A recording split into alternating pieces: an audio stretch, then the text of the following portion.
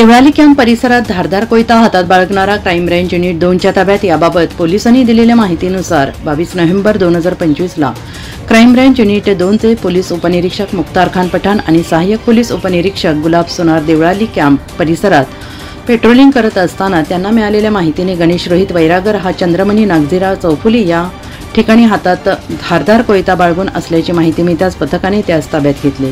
त्याच्या विरोधात Deolali camp police ठाण्यात गुन्हा दाखल करण्यात आलेला आहे। नाशिक जिल्हा कायद्याचा